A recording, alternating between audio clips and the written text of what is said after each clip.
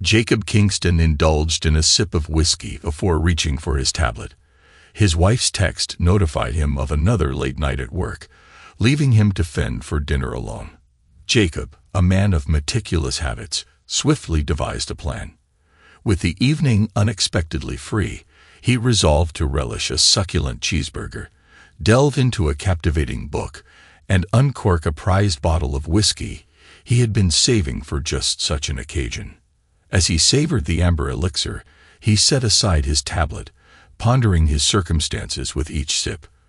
Over the past 6 months, Amanda, Jacob's wife of 6 years, had been logging numerous overtime hours. When they first tied the knot, they established a financial arrangement. Both deposited an equal sum into their joint account for bills and vacations, while maintaining separate personal savings, checking, and retirement accounts inaccessible to each other. Amanda's fixed salary meant her income didn't rise with the additional workload, maintaining a steady amount whether she worked 40 or 60 hours a week. With their separate accounts, Jacob remained unaware of the extent of Amanda's overtime earnings. Their contributions to the joint account far exceeded expenses, resulting in a substantial surplus. Before their marriage, Amanda insisted on maintaining separate accounts, a condition Jacob accepted. When they met, Jacob's business faced turbulent times amid a sluggish economy. There were stretches when he chose not to pay himself, a plight familiar to many business owners where creditors often come before personal paychecks. Despite financial strain, Jacob adamantly refused layoffs, dipping into his personal savings to uphold his commitment to job security. It was a relentless march forward, each day ending with closed shop doors and the weight of debt pressing harder upon him. Amanda, employed as a staff accountant at a Fortune 500 company, maintained a deliberate distance from Jacob's business affairs, fearing its potential collapse amid challenging times. Jacob, conscious of this concern, shielded Amanda from the financial strain by relying on his savings, sparing her any burdens. Though occasionally challenged to fulfill their joint account obligations, Jacob consistently contributed his share, trusting that the adversity would eventually subside. Jacob not only endured but flourished amidst adversity. Inheriting 3 auto repair shops from his father, he transformed them into a thriving chain of 12 locations within a few years, with plans to expand to 20 in the near future. Despite the profitability of his enterprise, Jacob opted for a modest salary, channeling the bulk of profits back into the business. Each location boasted top-of-the-line tire equipment capable of handling any wheel size, while state-of-the-art diagnostic tools enabled technicians to address virtually any vehicle issue from North American, Asian, and European manufacturers, except those from France.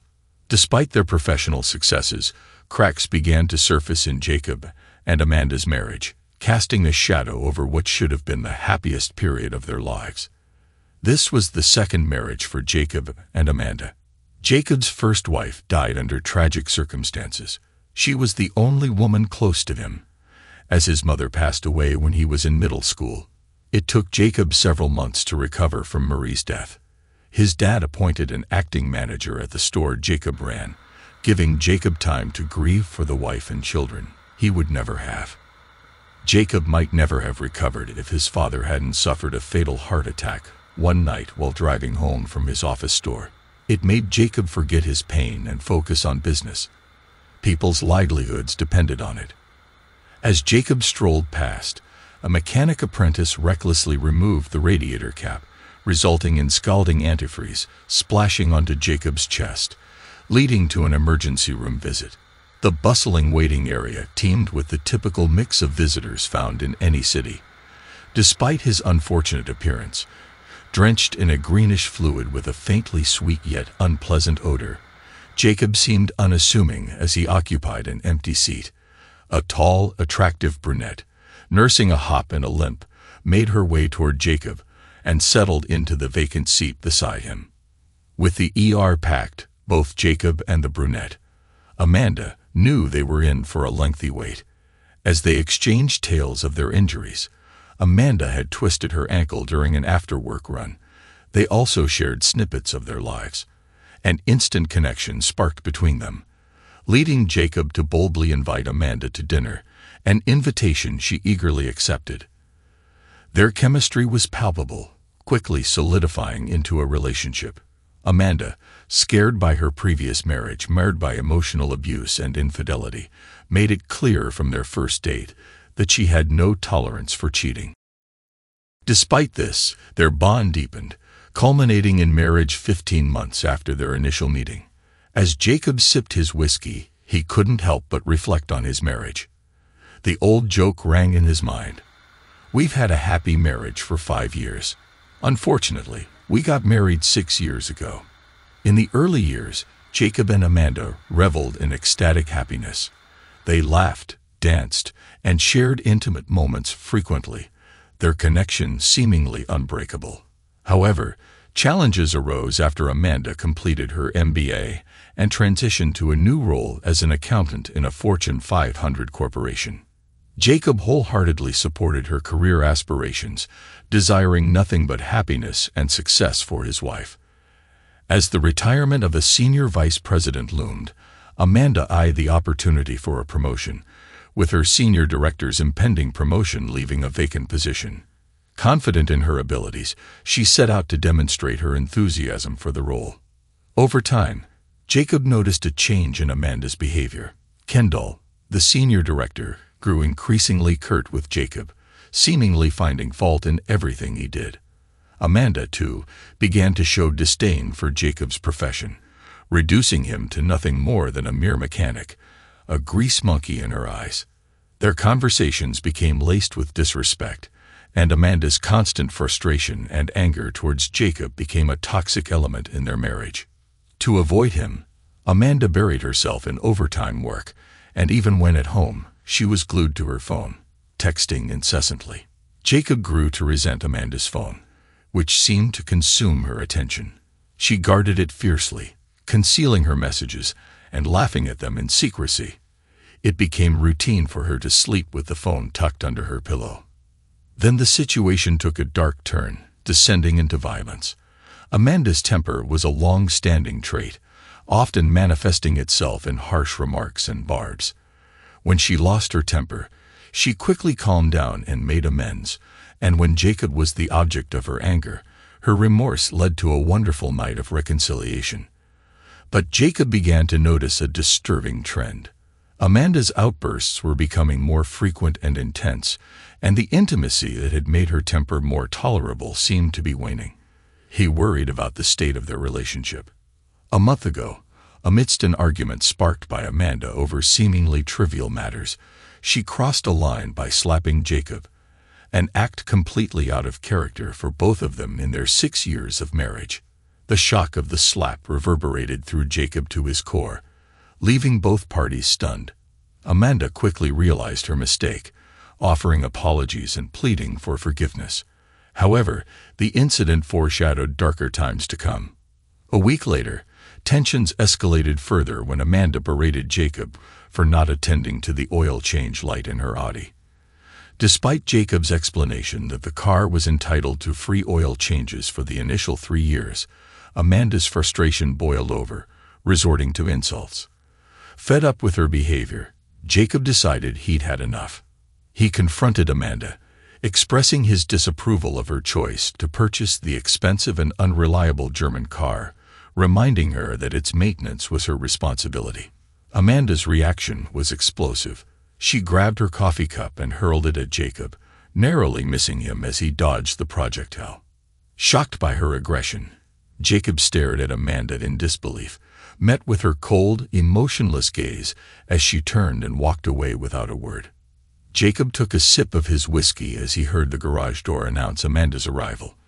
With a swift movement, he picked up his cell phone and sent out both a text and an email he had prepared earlier. They were duplicates, destined for the same recipient and carrying identical information. For Jacob, redundancy was a fundamental principle. As the lyrics of Tennessee Ernie Ford's song echoed in his mind, he believed in the wisdom of backup plans. If the right one don't get you, then the left one will. As Amanda passed through the living room, her gaze fell upon Jacob, lounging comfortably in his armchair with a glass of whiskey in hand. "I'm going to change, and then we need to discuss some unusual activity on the joint account," Amanda announced without waiting for Jacob's response before disappearing into the bedroom. Minutes later, the sound of the shower filled the air. Both Jacob and Amanda had set up notifications on their banking apps to alert them of any irregularities. Jacob had received the same alerts that now seemed to be causing Amanda concern. With a sigh, he set aside his iPad and took a sip of whiskey, awaiting Amanda's return.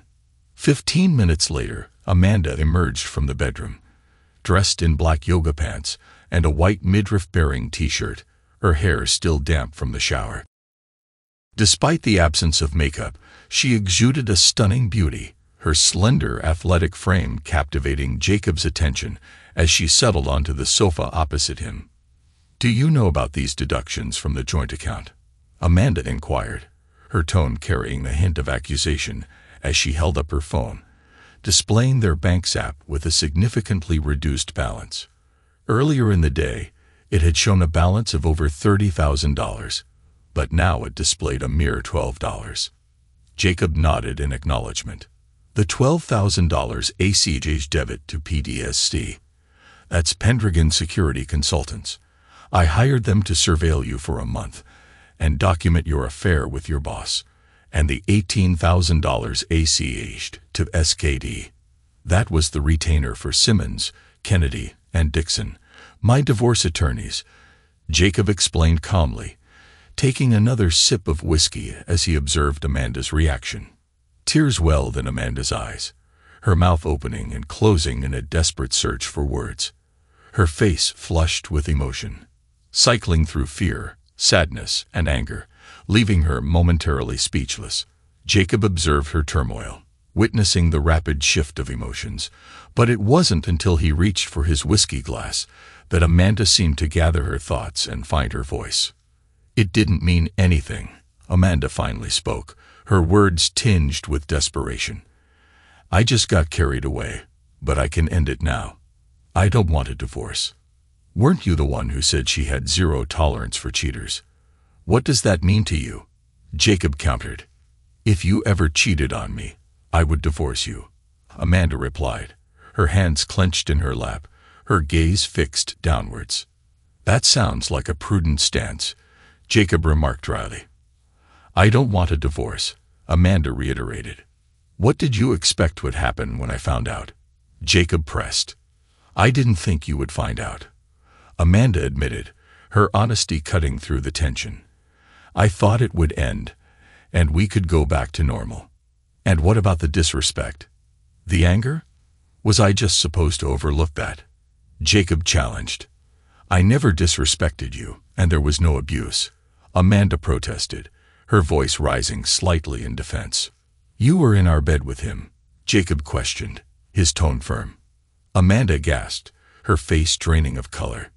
"Yes," she admitted softly, "but I didn't mean to disrespect you." "Well, that's just great. As long as you didn't intend to disrespect me, then I suppose it's all forgiven," Jacob retorted, his tone laced with simmering anger.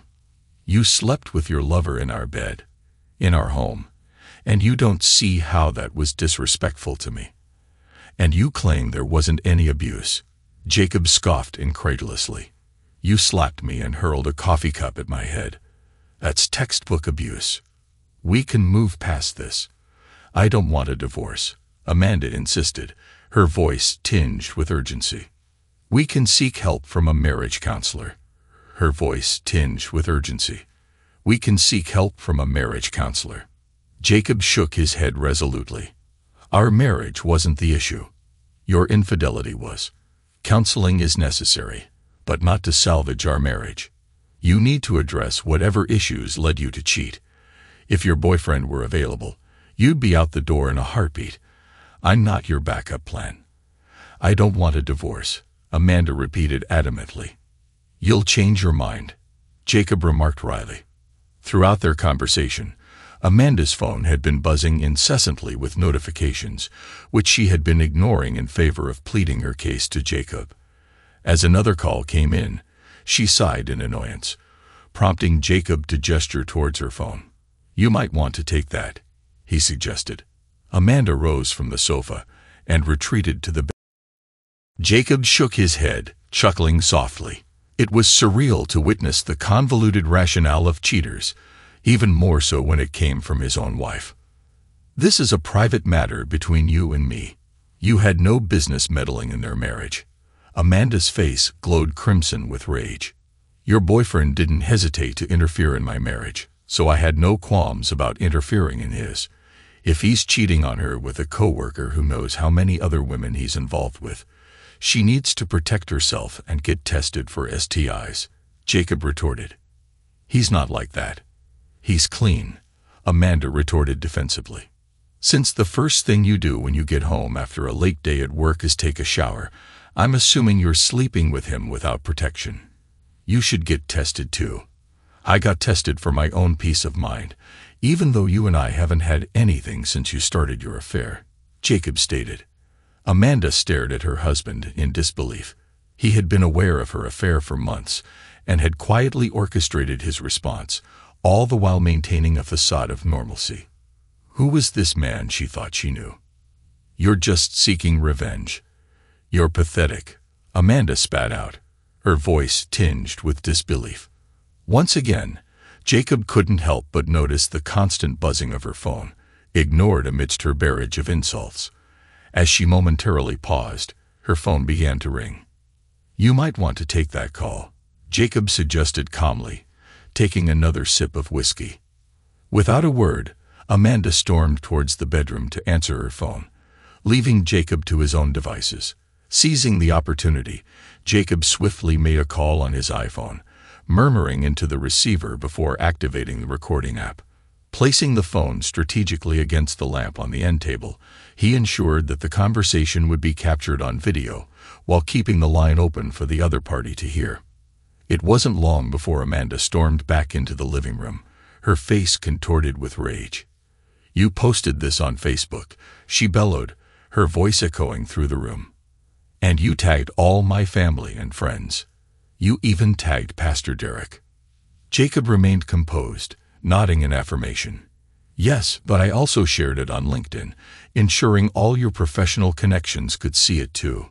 Amanda's frustration and anger boiled over, manifesting in a piercing scream before she hurled her cell phone at Jacob's head.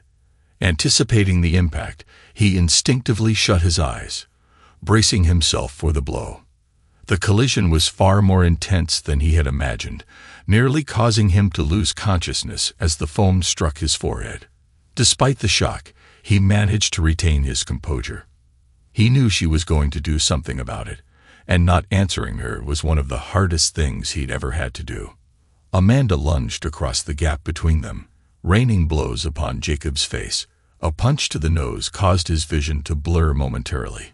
Eventually, he could no longer restrain himself and instinctively shielded his face with his arms as Amanda relentlessly assaulted him. Amidst her screams of threats, Jacob's resolve reached its breaking point. Gently, he pushed her away and rose to his feet, putting distance between them with a loveseat. He silently prayed that the 911 operator he had contacted would dispatch help swiftly. True to his hope, a squad car arrived just minutes later, exactly as he had envisioned. Amanda's gaze bore into Jacob with venomous intensity, her mind racing with strategies to retaliate against him. Left, right, over the loveseat, before she could decide on a course of action. The doorbell shattered the tense silence. "You should probably get that." Jacob's voice remained calm, devoid of emotion. Amanda's nostrils flared, her eyes narrowing as she locked eyes with Jacob for a moment. With a sharp pivot, she marched towards the front door. Flinging it open, Amanda found herself face to face with two police officers.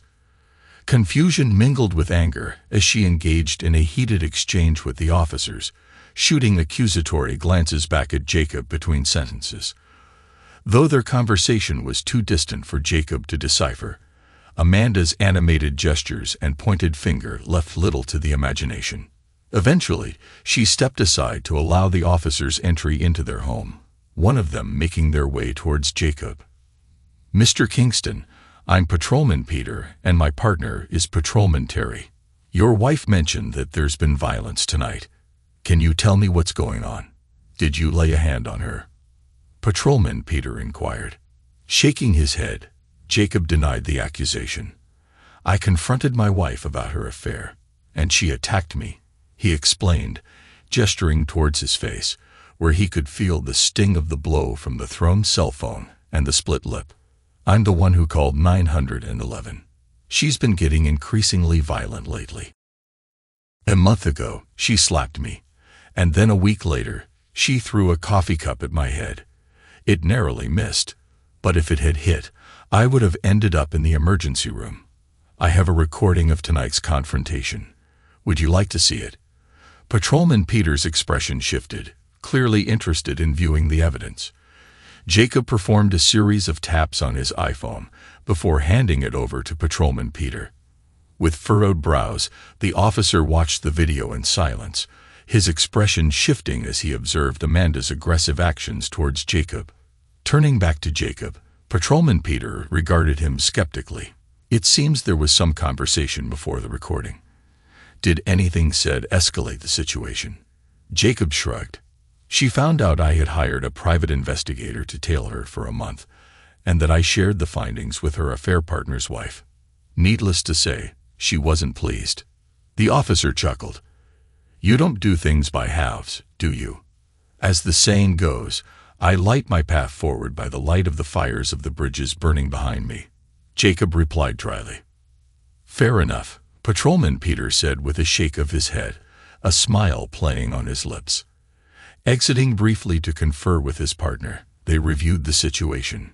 Returning, they seemed to have reached a conclusion. "We're arresting your wife for domestic violence and threats," Patrolman Peter informed Jacob.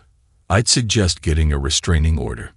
As Amanda was escorted out in handcuffs, she turned to Jacob, tears streaming down her face, pleading desperately. "Jacob, please don't let them do this to me. If you've ever loved me, make them let me go. I'll be good, I promise." Jacob rolled his eyes, accepting a business card from Patrolman Peter. "My email's on the card. Send me the video," the officer instructed. As the squad car drove away, Jacob wasted no time in contacting his attorney, Frank Simmons. It played out just as expected. "She's been arrested and taken to jail. Stay calm, Jacob. If she shows up again, you know what to do," Frank advised. Exiting the courthouse the following morning, Amanda found herself accosted by a young blonde woman, seemingly nonchalant as she chewed her gum. "Excuse me," the blonde interrupted Amanda's path. "Are you Amanda Kingston?" Wearily, Amanda confirmed her identity. "Yes. Who are you?" "You've been served," the blonde stated matter-of-factly, thrusting a manila envelope into Amanda's hands before turning to leave. "What is this?" Amanda called after her, her annoyance palpable. "Don't know, don't care," the blonde retorted, her voice fading as she walked away. "But I'd say you're probably screwed, whatever it is." Frustrated, Amanda tore open the envelope to find a petition for dissolution of marriage. "What a bastard!" she exclaimed, her anger bubbling over as she turned to her parents for support. It had been a grueling morning for Amanda. Dragged out of her jail cell early, she had been relocated to a holding area within the courthouse, where she spent an agonizing hour before meeting with her attorney. With only one phone call the previous night, she had reached out to her parents, who had scrambled to find legal representation for her. Thankfully, they had secured a lawyer overnight, providing Amanda with some reassurance as she faced her hearing. The judge had set bail at $10,000, requiring her to either pay the full amount or enlist the services of a bail bondsman, and pledge real property as collateral, paying 10% of the bond. Additionally, a restraining order was issued prohibiting her from contacting her husband or visiting his residence or workplace. Arrangements were to be made through her attorney for retrieving her belongings from the residence. Initially, Amanda's lawyer objected to these terms, but withdrew the objection after being shown photos of Amanda's husband. Leaving the courthouse, Amanda's parents treated her to a stop at McDonald's drive-thru as a first order of business.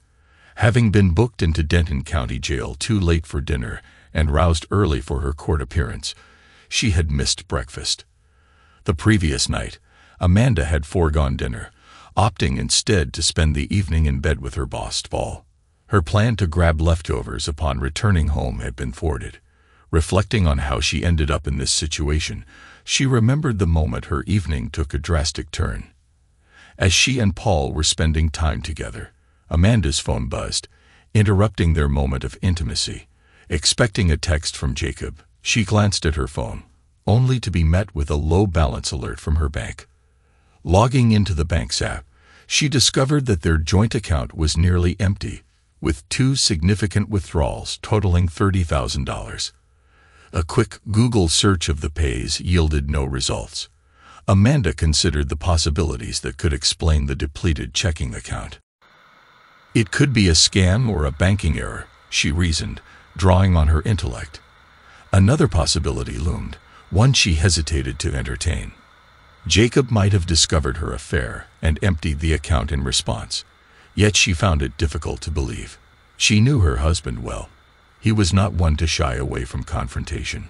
If he suspected her infidelity, he would have confronted her directly. Jacob Kingston was not the type to ignore such matters. Despite her certainty, Amanda found herself in a dingy motel room, lying next to her boss, grappling with doubts about her choices. Throughout her life, Amanda had found things coming easily to her. She was accustomed to being both the smartest and the prettiest girl in her class, though this often left her isolated from her peers who mistrusted her. Early on, she had learned to wield her attractiveness as a tool, employing it without hesitation. In her teenage years, she eschewed high school boys in favor of older, more accomplished men with stable careers. College was a repeat of high school. If she had trouble with her classes, she had affairs with professors. She graduated from college in 4 years with a finance degree. She considered law school but knew she wasn't a strong enough student. To Amanda, her affair with Paul Ramirez, the senior director she reported to, held no sentimental value. It was merely a means to an end. Her journey into infidelity had begun during her tenure at Chase Bank in her second year, when she crossed paths with Anthony Cooper. Anthony, assigned to investigate possible money laundering activities, exuded a carefree demeanor that immediately piqued Amanda's interest. Boldly, she invited him for drinks, and by the end of their first date, they were in bed together. Amanda found herself enamored with Anthony. Within 2 months, they were cohabiting, and a year later, they tied the knot. Initially, married life with Anthony was blissful for Amanda. She adored him and was committed to ensuring his happiness. Together, they seemed perfect. However, cracks began to appear.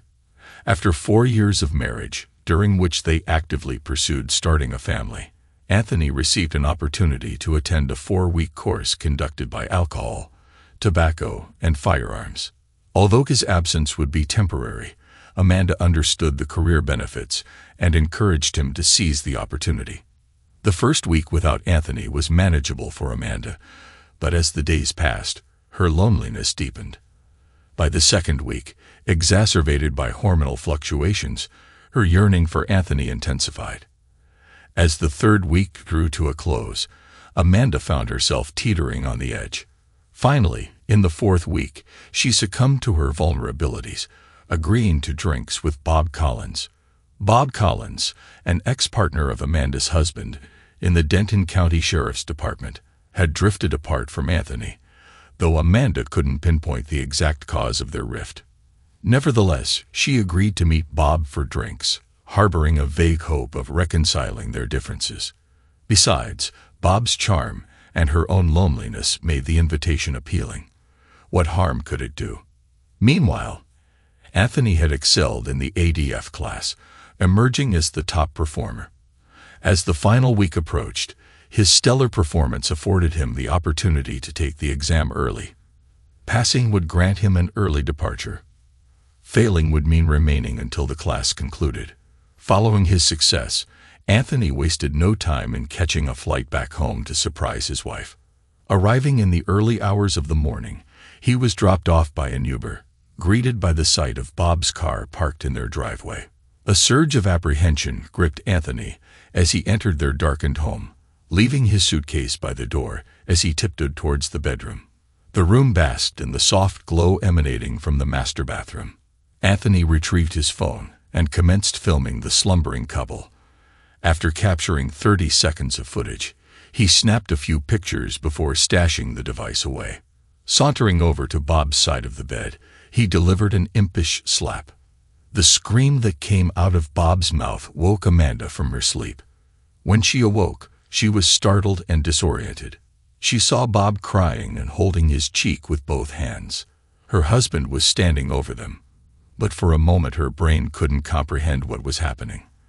Then everything fell into place. Amanda's expression morphed from shock to terror as she processed the gravity of the situation. Her soon-to-be ex-husband's rage was palpable as he issued his ultimatum.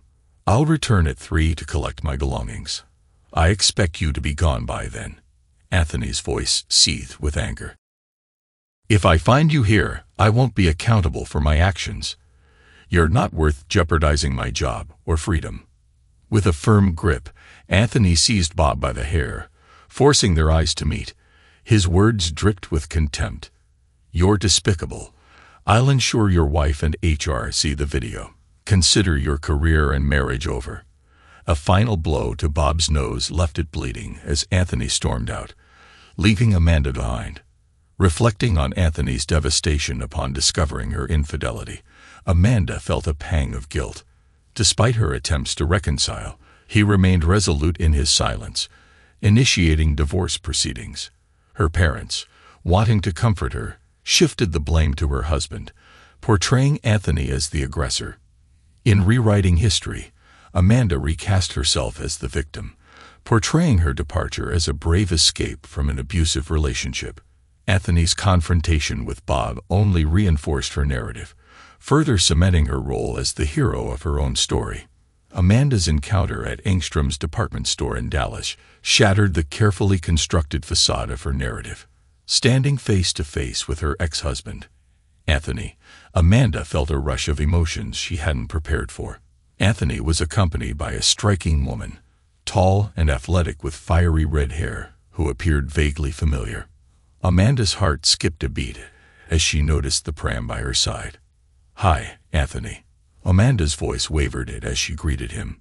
"Hello, Amanda," Anthony replied, his tone devoid of warmth. Amanda extended her hand towards the woman. "Hi, I'm Amanda. I used to be married to Anthony." "Oh yes, I've heard about you," the woman, Melissa Parker, replied as she shook Amanda's hand. A flush of embarrassment crept up Amanda's neck. "I'm sure you've heard mixed things. Some good, some not so good," Melissa responded evenly. "I'm Melissa Parker. I'm Anthony's wife. This is our son, Anthony Jr." Amanda glanced down at the sleeping infant, her heart aching with a mixture of longing and regret. "He's a beautiful baby. You're fortunate to be married to Anthony. He's a good man." Amanda managed to force a smile. "It was good seeing you again, Anthony." Anthony's gaze bore into her with a mixture of disdain and indifference as he swiftly led Melissa and their child away, leaving Amanda alone with her thoughts amidst the bustling department store. Days later, as Amanda tuned into the local evening news, she was startled to see the woman she had glimpsed with Anthony now gracing the screen as a news anchor. The pieces fell into place. Melissa Parker was the missing link. Amanda embarked on a Google search, revealing Melissa's burgeoning career in the media. Despite a twinge of jealousy, Amanda couldn't ignore the satisfaction of witnessing her ex's new life intertwined with hers. Night after night, Amanda battled conflicting emotions, her tears a testament to the inner turmoil. Yet, amid the emotional whirlwind, a familiar narrative emerged. Anthony was the instigator, wasn't he? His new marriage was bound to falter, wasn't it? With this consoling notion, Amanda tethered herself to reality, pondering the ramifications of divorce. After hastily devouring her egg McMuffin, Amanda insisted her parents take her home, her determination unshaken. Ready to confront Jacob, she grappled with the impending upheaval. "That's not a good idea, honey," her father cautioned. "I need to talk to Jacob. I need to explain to him what happened. We can work through this, Amanda insisted.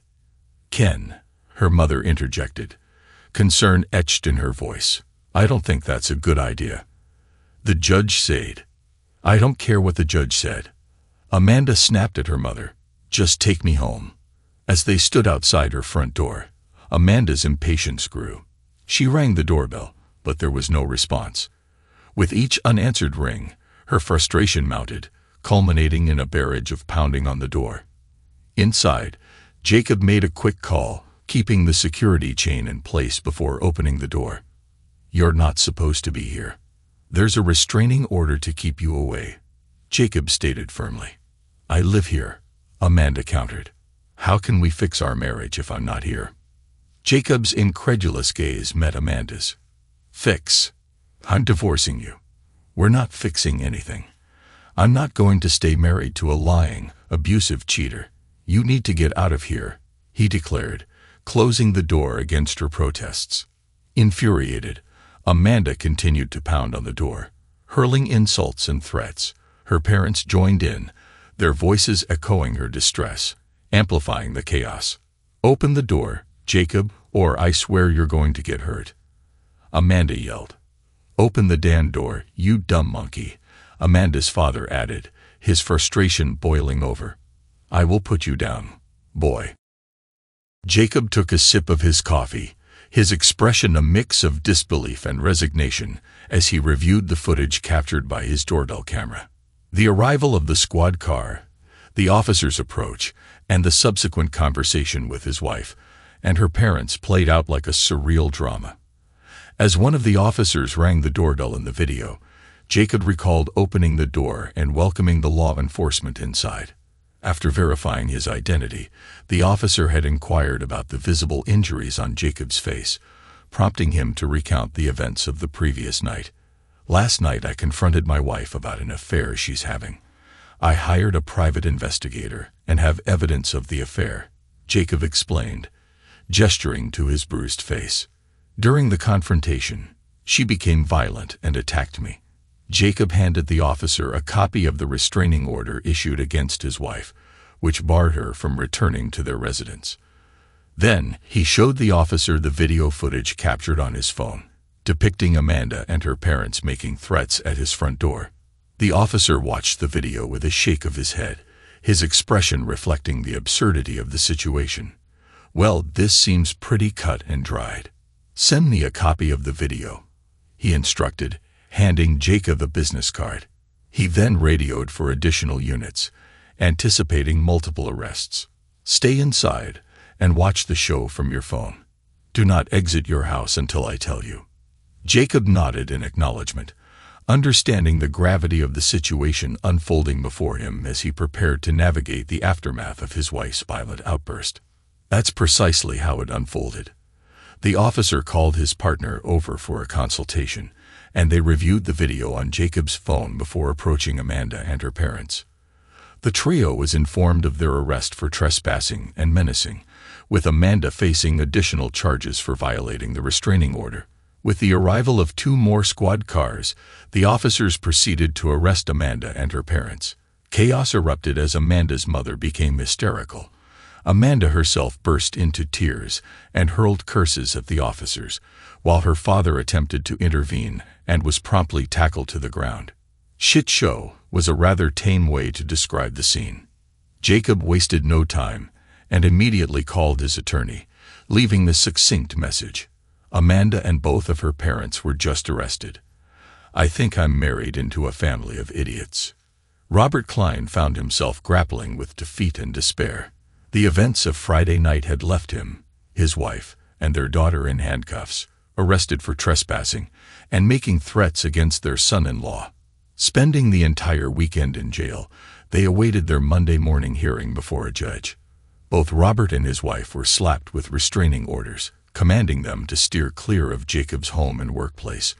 Meanwhile, Amanda had her bail revoked, due to violating the protective order and menacing Jacob, ensuring her prolonged stay behind bars.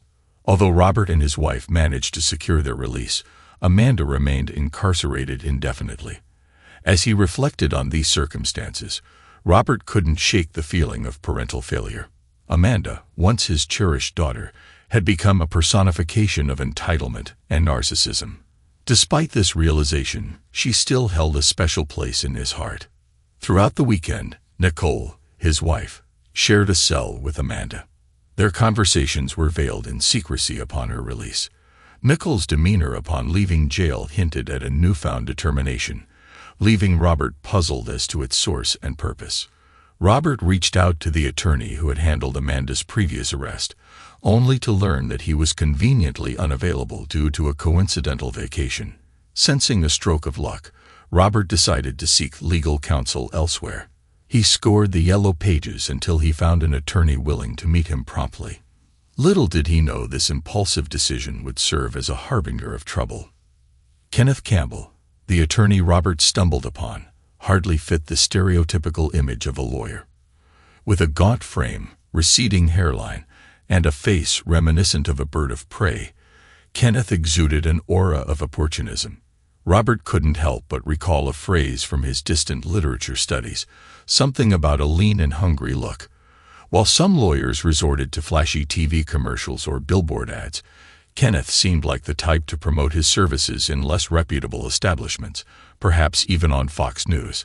As Robert presented him with a business card from Amanda's divorce packet, Kenneth's predatory grin faltered into a scowl. Simmons, Kennedy, and Dixon. This unexpected twist left Kenneth visibly displeased, prompting Robert to wonder what he had gotten himself into. "So, your son-in-law's more of a tycoon than a grease monkey," Kenneth remarked, skepticism tainting his tone. Robert nodded. "Exactly. He's got a whole empire of auto shops. Doubt he gets his hands dirty." Kenneth refrained from further inquiries, opting to rely on his own research. He swiftly navigated to his computer and initiated a Google search on Jacob Kingston of Kingston Automotive. 12 thriving locations. Impressive. Looks like we've hit the jackpot. With a business like that, your daughter's divorce settlement could be substantial. And who knows, maybe he'll cover my fees too, Kenneth mused, his eyes gleaming with anticipation, metaphorically rubbing his hands together at the prospect of a lucrative case. "Go screw yourself." Kenneth stared at his cell phone, incredulous. After leaving a message with Jacob's attorney, Frank Simmons, who had just returned his call, Kenneth demanded an urgent meeting with Jacob Kingston and his legal counsel to discuss temporary spousal maintenance. Frank's response was brief before he abruptly ended the call. Fuming, Kenneth dialed Frank Simmons' number again, fully prepared to give him a piece of his mind about professional courtesy among colleagues in the legal field. "What part of go screw yourself did you not understand?" Frank Simmons had asked without greeting or preamble. "You want to play hardball? Then we'll play hardball," Kenneth said to himself as he placed his cell phone down on his desk. "Why didn't you inform me about the videos?" Kenneth's voice reverberated through the room as he confronted his clients. "I walked into that conference room, looking utterly foolish." Finally managing to reach someone at Simmons, Kennedy, and Dixon, Kenneth was greeted by a first-year associate tasked with scheduling a preliminary conference. It was made clear that Kenneth's clients need not attend this initial meeting. The entire conference proved to be a dismal affair for Kenneth from the moment he stepped into the law offices of SKD to his hasty departure. Each moment seemed designed to embarrass and undermine Kenneth Campbell, Esquire. It all started in the reception area, where Kenneth announced himself to the receptionist. It felt as though he would have received a warmer reception if a stray dog had suddenly morphed into a lawyer and strolled in with a briefcase. Redirected to a small conference room, he was left to wait, assured that someone would attend to him shortly. Kenneth seethed in the cramped room for what felt like an eternity after Carol's dismissive instruction to wait. When someone finally came to fetch him, it was a woman who appeared young enough to be a teenager. In Kenneth's eyes, she seemed no more than a child, and he couldn't help but underestimate her. Little did he know, Carol Dixon was a Yale Law graduate in her 30s, propelled by her natural talent and family connections to become a junior partner at her firm. Kenneth remained oblivious to her accomplishments, writing her off with a single glance. As Kenneth entered the conference room, He was taken aback to find Carol seated across from him. Her demeanor shifted from mild amusement to something more predatory as Kenneth outlined his client's demands. However, his shock turned to bitterness as Carol swiftly dismantled his arguments. They have evidence of your daughter's violent behavior, violations of the restraining order, and even death threats from you and your wife. Not to mention the prenuptial agreement you conveniently forgot to mention, Carol stated coolly. Kenneth felt his pride wounded by Carol's words. The entire ordeal had been a humiliating blow to his ego, and he couldn't contain his frustration. You've made me look like a rookie, not a seasoned lawyer with 30 years of experience, he snapped. With a steely resolve, Carol delivered her verdict. I'm terminating our representation of you. Find another lawyer to handle your mess, and here's my invoice for the time wasted. Now get out of my office. Kenneth stormed out, seething with anger and humiliation, realizing he had underestimated Carol Dixon to his own detriment. Amanda and her parents sat across from Jacob in the conference room, their expressions filled with resentment. Amanda had meticulously dressed herself, hoping to showcase what Jacob would be losing. But Jacob remained calmly indifferent, unfazed by her attempts to elicit regret for their impending divorce. The terms of the divorce were straightforward. There wasn't much to divide. They agreed to retain their respective possessions brought into the marriage. Jacob, having bought the house prior to their union, would keep ownership, a decision Amanda interpreted as a lack of commitment. Jacob, on the other hand, saw it as a prudent safeguard against uncertainty. In hindsight, both perspectives held some truth. As part of the settlement, Jacob insisted on the return of Amanda's wedding set, and in return, he handed over his own ring. Amanda placed her rings in an envelope and passed it to Jacob, who simply removed his ring and pushed it across the table to her. Throughout the meeting, his ring sat untouched, a silent testament to the finality of their decision. As they stood, the weight of finality hung heavy in the air. Jacob felt compelled to ask Amanda the question that had lingered in his mind. Why, Amanda? We had a good life together. I thought we loved each other. Why throw it all away for a fleeting affair? Amanda's sigh carried the weight of uncertainty as she met Jacob's gaze.